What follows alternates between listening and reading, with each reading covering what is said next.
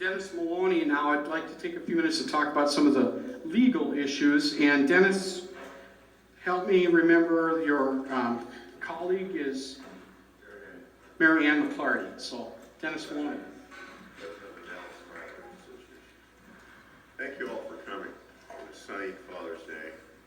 And we thought about this, we might have changed the date, but then the speakers might not have come. The collection of people that have volunteered to come here without any compensation and present this course is one of the finest groups of people I've ever met. These people are all brilliant in a different degree. All of them have similar but different talents. And I'd like to thank them all for coming.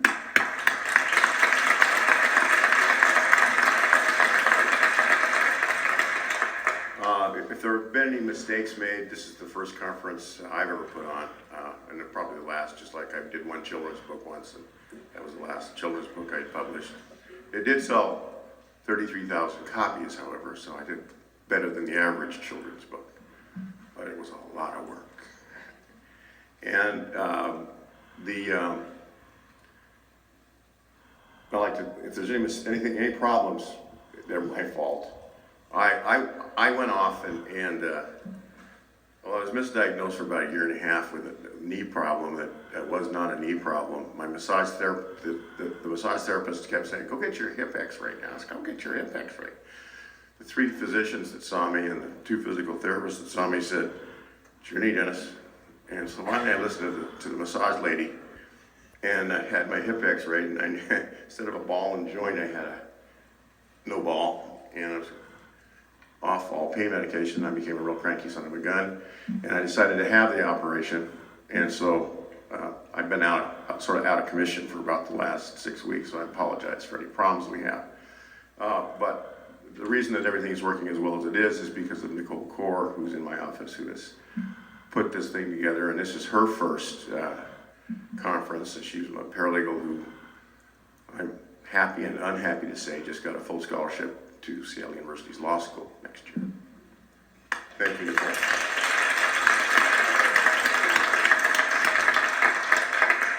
Why are we here? We're here because it's fate in a way. I had a situation that I don't ever want to see again happen.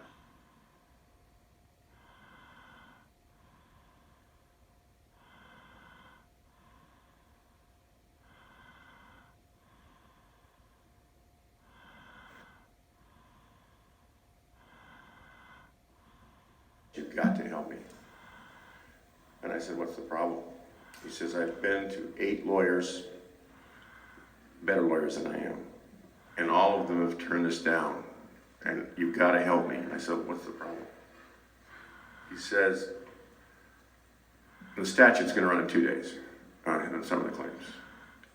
And I said, "Pretty late." He said, "What happened?" He says, "Well, my son hanged himself because he was bullied. And he just almost died." And I wish I could show you the video that we produced to show to the school district that was the defendant in the case and to the insurance adjusters, but out of respect for the family and at the family's request, we will not show you any part of that. But let me put it this way, every single person who saw that video cried.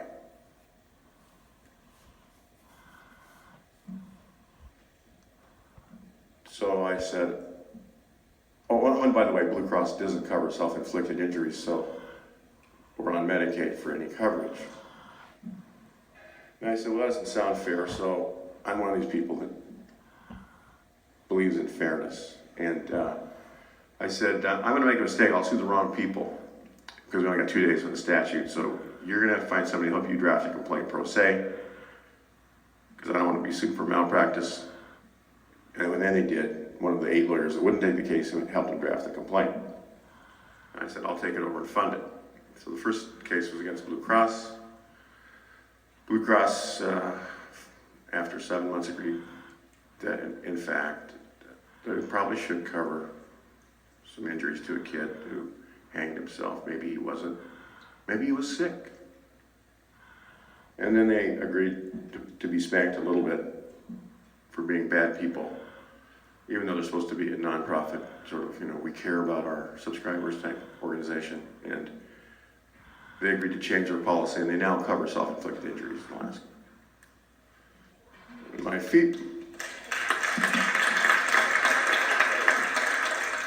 I was entitled to a fee of about $450,000 for this accomplishment, but because I felt the family needed the money more than I did, I took a $50,000 fee for that case. And then we got into the real case, the tough case, the case with the school, a case about which I knew nothing.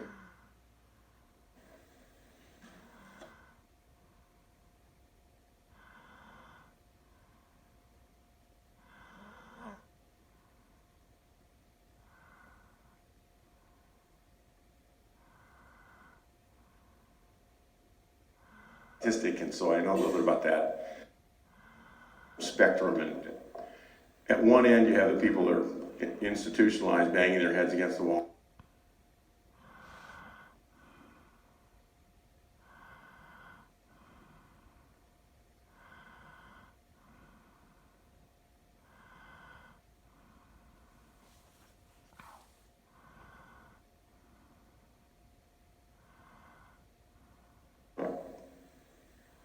But when I found the real leader of the gang 4 years later, down in Homer, who had not been interviewed by a private investigator for the school district, and I brought him in and videotaped him, and I said, "What did he do?" "Nothing.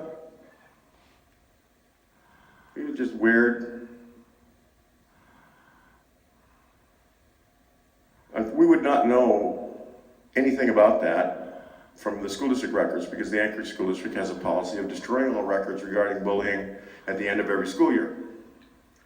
And they're all gone, everything, every bit of it. There's no records at all about any of these events. While mom is talking to the vice principal about why is my son being bullied, he comes down the hall crying. He's been trapped in the bathroom and beat up again. They take him into the nurse's office, and the only reason there are any records of this is because mom kept a copy of the nurse's notes. The school district records were gone. Well, it's on his back again. His teacher, who left the school after that year, went somewhere else to another school. Science teacher is on the weekend teaching this kid to fly an airplane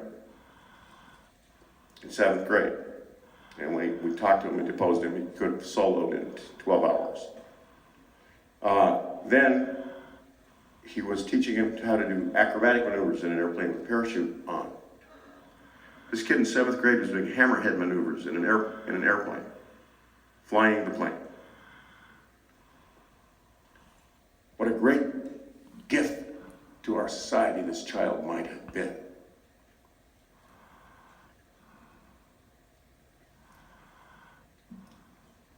The science teacher goes to the vice principal and says, "He's coming into my room at lunch for protection, not just to work on projects." The response was, "He brings it on himself."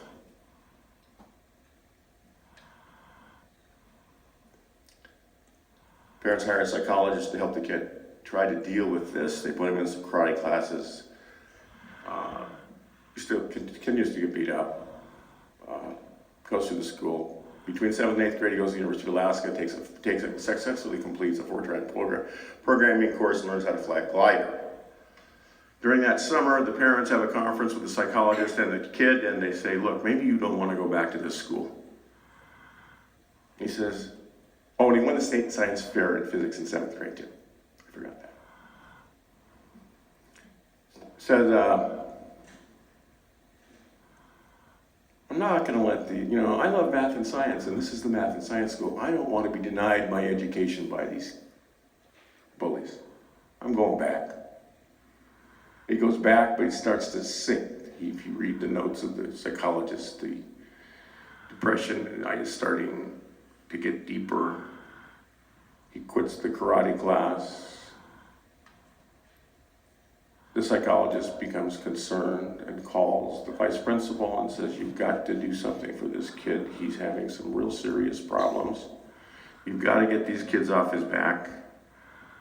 Do something." And the response is, "We can't take sides in these disputes."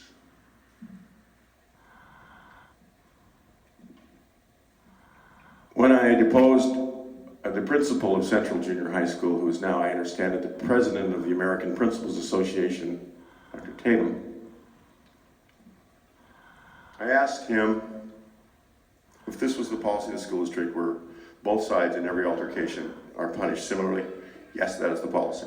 Who wrote it? We don't know. It's still the policy. Came into effect, well, when? 5, 10 years ago. Easier to deal with, tough to figure out, I don't know.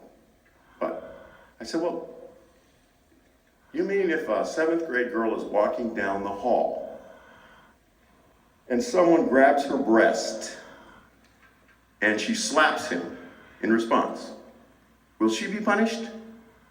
He said, yes, she would have to be punished. And that sickened me. And that's when the school district decided that perhaps we should talk peace. And so there's a secret settlement that we can't talk about it. You've all read, hopefully, about it in the paper, but I can't tell you anything about the terms. But I don't ever want this to happen to another family. So since the kid now, instead of being a genius, maybe designing something which might have saved one of our children's lives, is now fed through a feeding tube in his stomach. His mother changes his diapers every day, and he walks around looking about like this. And he can recognize certain people, and he can enjoy an occasional football game. But as Dr. Kleiman, who diagnosed him, said, following the anoxic event, I didn't tell you the rest of the story, I'll get back, sorry. 8th grade, finally gets shoved into some lockers one day. Gets picked up from school by his mom. She says, what happened? Well, today I got pushed into some lockers, but I'm not going to be suspended today, Mom. He's now a 98-pounder. A teacher was standing right there and saw it. I didn't do anything. Hour later, Dad gets a call. He's being suspended. Next day, Mom goes shopping. She comes home. Her loving, lovely little boy is hanging by a rope, lifeless. They cut him down, called 911 and revived him, but they didn't revive all of him. As Dr. Kleiman said, he was left, because when you go through an anoxic event, your higher function shut down first, and you get down to the core of your being, of just being able to be alive, and so you can still digest food and breathe, and your heart still pumps blood. Left with a reptilian brain. I don't want that to ever happen to anybody again. That's why we're here. I don't want any business out of this conference. I want nothing. I want children to have a safe environment. And I want teachers to be able to teach. Children to learn. And the world to be the best way it can be.